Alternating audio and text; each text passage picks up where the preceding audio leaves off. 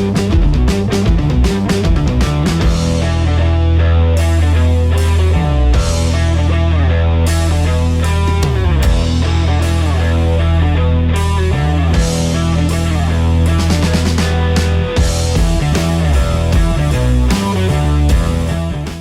folks, and welcome back to Rugby Ascendant. This is Chris in Central Pennsylvania with a preview of the first test in the 2022 Rugby Championship.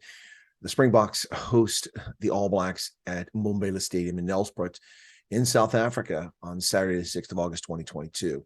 Neither team looks particularly good coming into this match. Now, the All Blacks have just lost historic 2 out of 3 and the first loss in a home series in 27 years, losing 2 out of 3 games to Ireland. And the fans are not happy, calling for the scalp of the coaches and the players. For their part, the Springboks weren't much better. They played a 3-series test against Wales at home and could have easily lost all 3 games. They managed to scrape by, winning 2 of the 3. However, they lost their top ranking in World Rugby after falling to Wales in the second test, winning 12-3, with just about 10 minutes left in the game. They managed to squander that lead through ill discipline, giving penalties and a try over to Wales, who won the game 13-12 to a shocked crowd in Bloemfontein. Well, this game is in Nelspruit in Mbombela Stadium, and it will be something else. Faf de Klerk has been recalled. He started the first Wales test and then was on the bench for the second test, or not even on the squad for the second test, and came in relief in the third test. He'll start. The World Cup winning scrum half will be out there. Faf de Klerk recalled starting. Malcolm Marx will get the hooker start and his 50th test cap. Wow, it's been 50 already for Malcolm Marx. Hardly seems like that. With Cheslin Colby still out nursing a broken jaw, Kurtley Arnsey from the Bulls will get his second cap ever. Played quite well in that first game, but didn't get much ball in hand.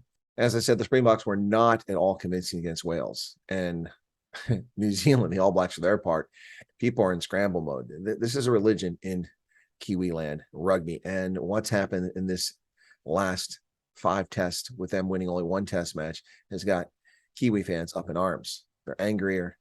They're angrier at the All Blacks than they are at their government. Rugby crazy New Zealand, a land where sheep outnumber people, and wacko socialist totalitarians named Jacinda rule with an iron fist, lives and dies with rugby pride.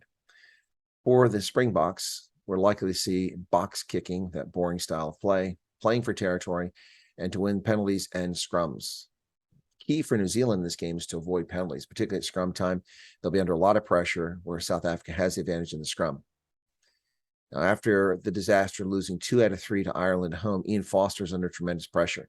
He kept his job for now by letting assistant coaches John Plumtree and Brad Moore take the fall, and the axe fell on them. But the Kiwi guillotine is already in the overhead position for Foster. If the All Blacks lose both games, he is undoubtedly history. If he wins 1 game, his job is safe for the time being. But Jacques Nienaber, for his part, is far from safe himself. The poor performance against England last season carried over to the Wales series, where South Africa could easily have lost 2 or maybe all 3 of those tests.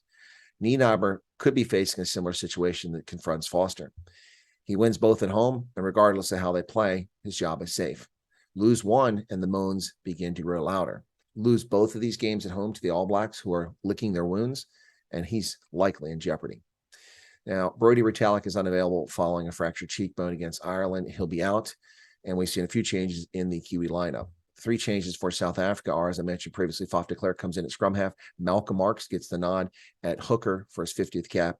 And Kurtley Arnsey will substitute for Cheslin Colby, who is still out with that broken jaw. There you have it, folks. Predictions. Well, if you take a look at history, South Africa has never won by a margin greater than 17 points. Even with the worst All Blacks teams on the pitch, they've never won a game by more than 17 points. That's a shocking statistic when you think about it. After all, New Zealand has won by 57 points on 2 occasions. So, and that's not that far in the past. So it is interesting. At home in Nelspruit, shaky side, likely playing a boring style of game, hoping to take advantage of mistakes by New Zealand. I predict the Springboks by 9. That's my call. Springboks by 9.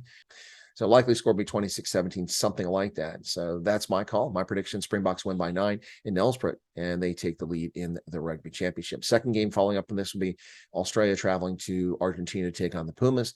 And in that game, I'm predicting the Pumas will win at home. A little bit of a bold prediction, but I think the Pumas are up to the task. Well, folks, if you're not a subscriber to Rugby Ascent, hit the button right down there. Join us, and thanks a lot for your participation and support. You can become a member of the channel and support independent journalism. I'll be covering Rugby World Cups, including the Sevens World Cup in Cape Town, the 9th to 11th of September. I'll be there present doing interviews and human interest stories about the Rugby World Cup, as well as game coverage. And then I had planned to go to the Women's World Cup in New Zealand, but they have still not opened up their country despite lying and saying they opened it up. So we'll see. I have tickets. Will I go? We don't know. And then there's a Rugby League World Cup, also postponed from last year, like the Women's World Cup. This one's being played in England in November, and I'll be there. So your support for independent journalism help pays for those travels and also for that coverage. Thank you so much, and become a subscriber. And hey, consider becoming a member. Thanks a lot. Cheers, everybody, and go South Africa. Boka, boka, boka.